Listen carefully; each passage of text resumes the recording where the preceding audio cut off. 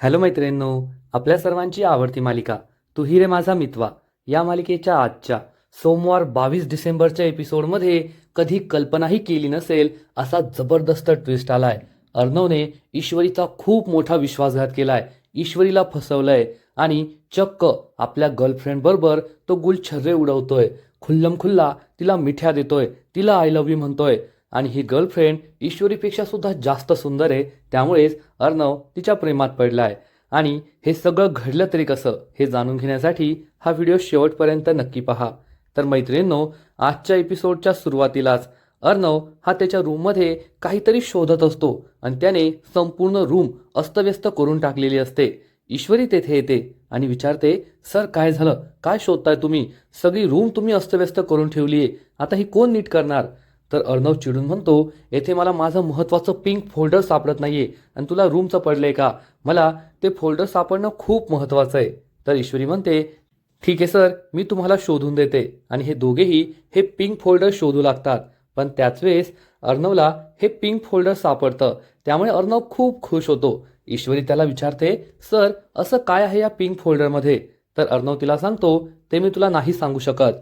ईश्वरीला मोठा धक्काच बसतो. एकतर पिंक कलरचं फोल्डर आणि अर्णव ते शोधण्यासाठी इतका अधीर झाला होता, संपूर्ण रूमची तिने वाट लावून टाकलीये.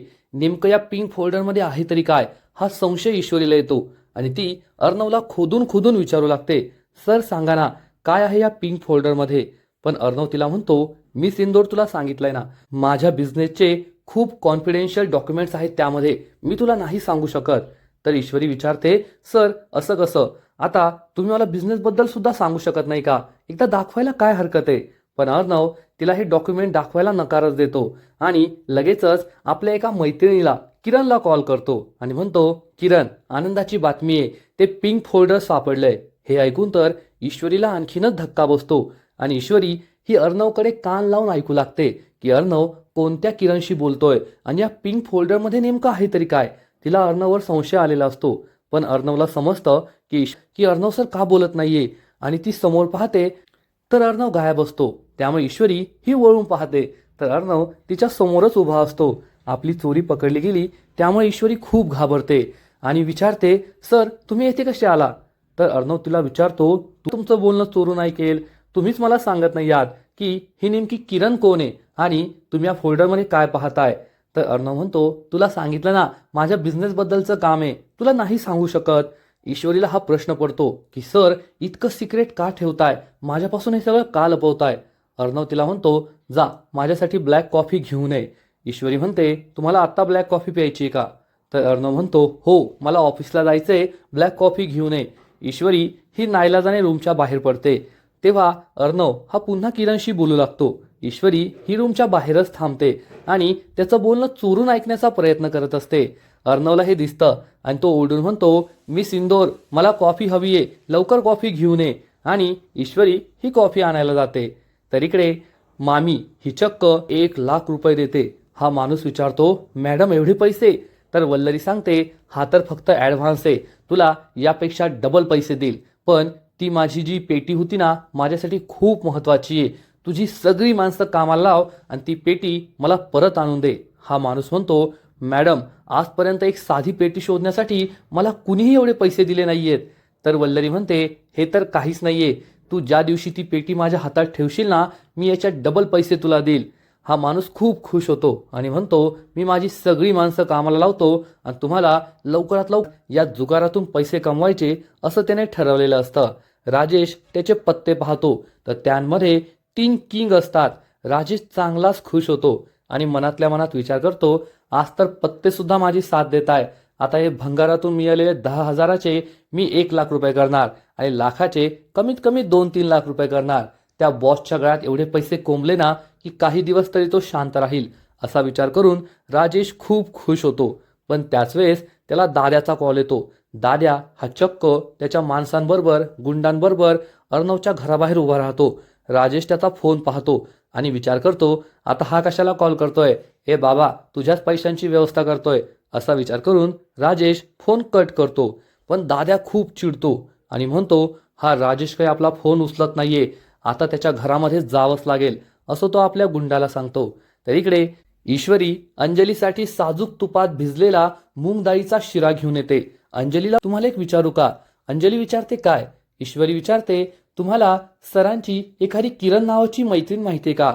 अंजली काहीतरी आठवते आणि म्हणते अरे हो, किरण तर अर्णवची एकदम बेस्ट फ्रेंड आहे. तुला माहितीये का, आम्ही इंदोरला राहायचो ना, ती आमच्या वाड्या शेजारीच राहायची.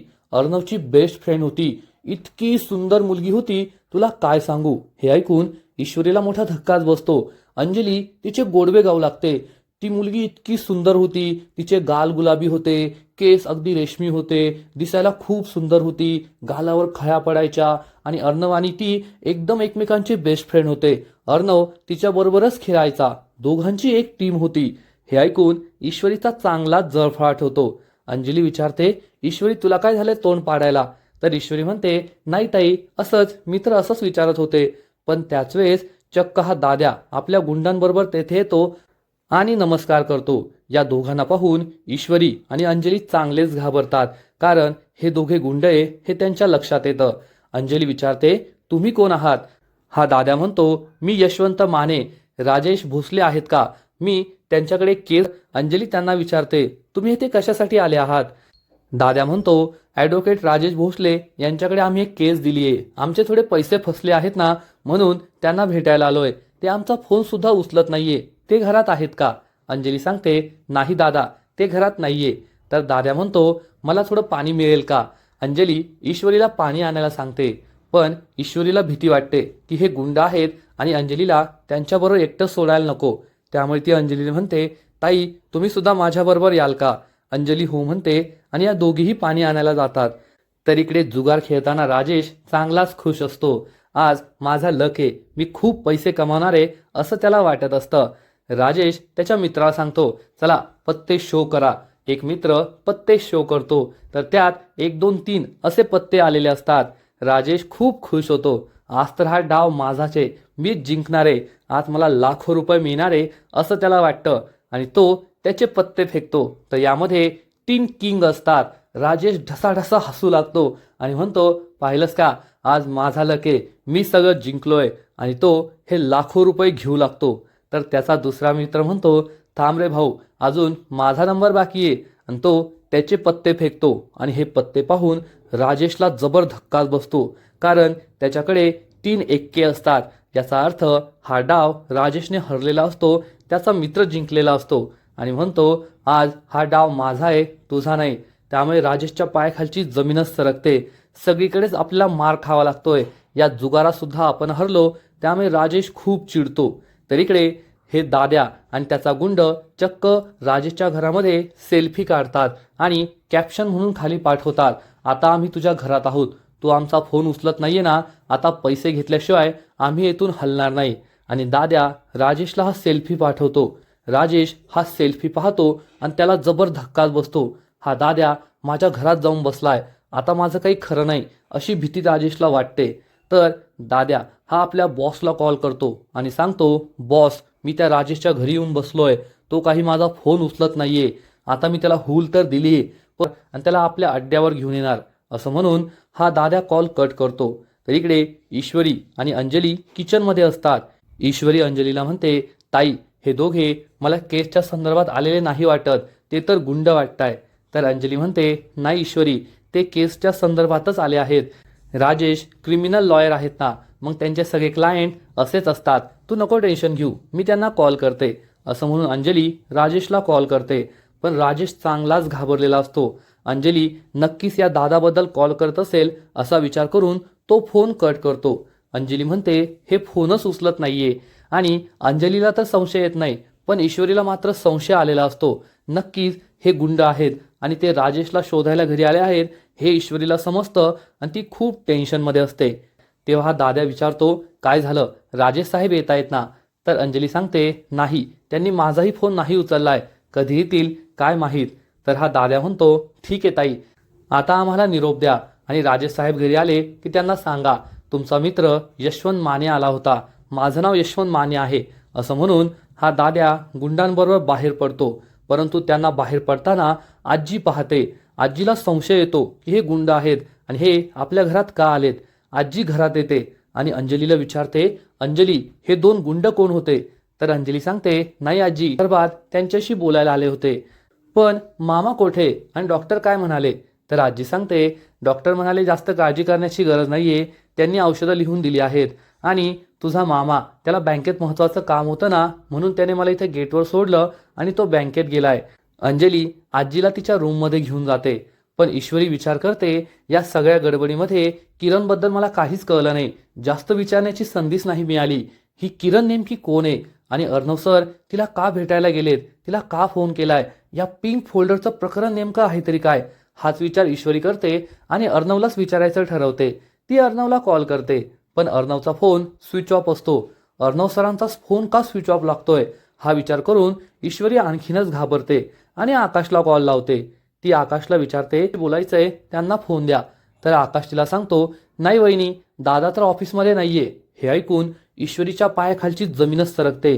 तिला मोठा धक्काच बसतो. अर्णव माझ्याशी खोटं बोललाय, त्याने मला फसवलंय.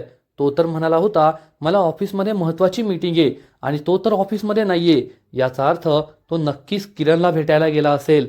हे प्रकरण काहीतरी वेगळंच आहे असा विचार करून ईश्वरी खूप दुःखी होते, खूप घाबरते. थोड्या वेळानंतर अर्णव घरी येतो. तो खूप थकलेला असतो. तो आपला कोट काढून ठेवतो. ईश्वरी त्याला पाणी प्यायला देते आणि विचारते, काय सर, आज खूप थकलेले दिसताय, ऑफिसमध्ये खूप काम होतं वाटतं. तर अर्णव म्हणतो, हो मिस इंदोर, आज ऑफिसमध्ये खूप काम होतं. एकानंतर एक खूप मीटिंग होत्या, पण आजचा दिवस एकदम सार्थकी लागला. माझी खूप कामं झाली, खूप मीटिंग झाल्या. ईश्वरी त्याच्याकडे आश्चर्याने पाहून विचारते, अरे वा, तुम्ही आज दिवसभर ऑफिसमध्ये होता, दिवसभर काम केलं. पण अर्णवला समजतच नाही की ईश्वरीला माहिती आहे की अर्णव आज ऑफिसमध्ये नव्हता आणि तो ऑफिसच्या बाहेर गेला होता, ईश्वरीशी खोटं बोलला होता. अर्णव हा तेथे पाणी पित असतो तेव्हा ईश्वरी त्याचा कोट घेते आणि या कोटचा वास घेते. तेव्हा तिला समजतं की कोटवर जो परफ्यूम आहे तो अर्णवच्या नेहमीच्या परफ्यूमपेक्षा वेगळा आहे. ती अर्णवला विचारते, अर्णव सर, तुम्ही तुमचा परफ्यूम चेंज केलाय का? तर अर्णव सांगतो, नाही, मी माझा परफ्यूम कधीच चेंज करत नाही, तो तर माझा सिग्नेचर परफ्यूम आहे. ईश्वरी विचारते, सिग्नेचर परफ्यूम म्हणजे? तर अर्णव सांगतो, तो माझ्या पर्सनॅलिटीला सूट होतो ना, म्हणून मी नेहमी तोच लावतो, कधीच चेंज करत नाही. तर ईश्वरी लगेचच अर्णवचा सिग्नेचर परफ्यूम घेते, त्याचा वास घेते आणि या कोटच्या परफ्यूमचा वास घेते.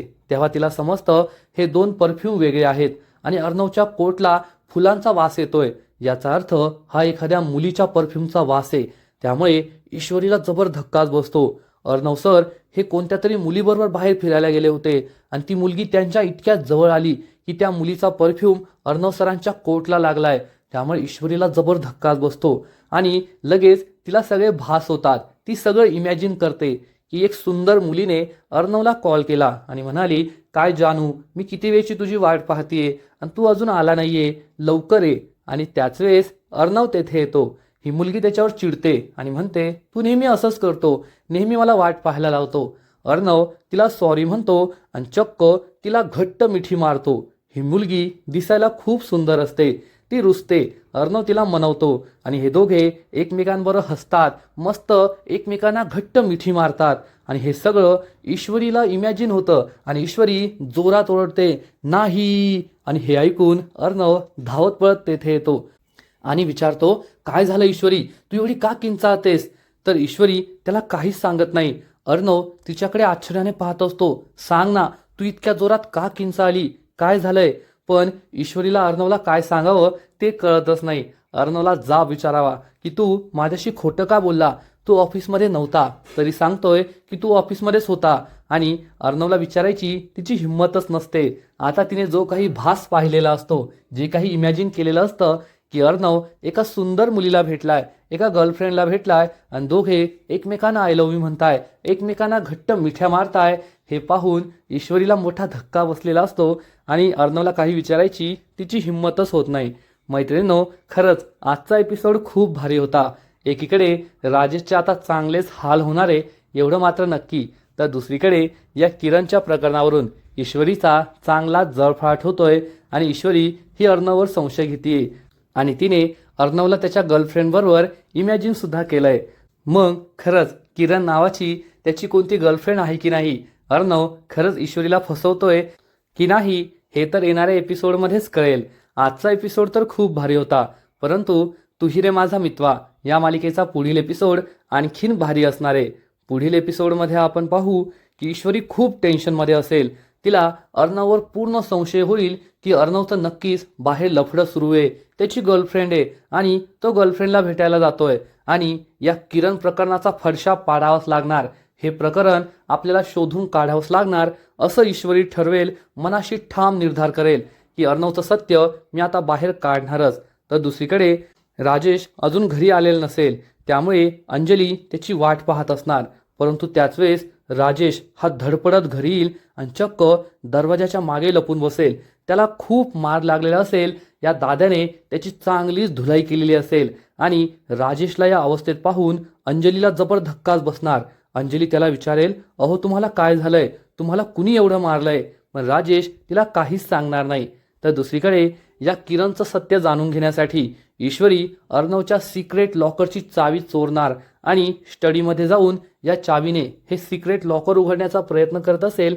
त्याच वेळेस अर्णव तेथे येईल आणि ईश्वरीवर ओढून म्हणेल, ईश्वरी तू हे काय करतेस, माझं सिक्रेट लॉकर का उघडतेस? त्यामुळे ईश्वरी चांगलीच घाबरणार आणि अर्णव तिला जाब विचारणार की तू हे का केलंस, माझी चावी का चोरली आणि माझ्यावर संशय का घेतेस? मग आता ईश्वरी त्याला काही सांगेल की नाही हे तर पुढील एपिसोडमध्ये कळेल. कारण राजेश हा तर अंजलीला सगळं खोटं सांगणार आहे. तो अंजलीला म्हणेल की मी एका क्लायंटची केस घेतली आहे आणि त्या गुंडांनी मला मारहाण केली, पण काही झालं तरी मी माझ्या क्लायंटला न्याय मिळवून देणारच, त्याचे पैसे त्याला मिळवून देणारच. अंजली त्याला विचारेल, तुमचा जीव माझ्यासाठी जास्त महत्त्वाचा आहे, तुम्हाला किती पैसे हवे आहेत ते मला सांगा, मी तुम्हाला पैसे मिळवून देईल. राजेश या संधीची वाट पाहत असेल आणि तो अंजलीला म्हणेल, मला 10 लाख रुपयांची गरज आहे.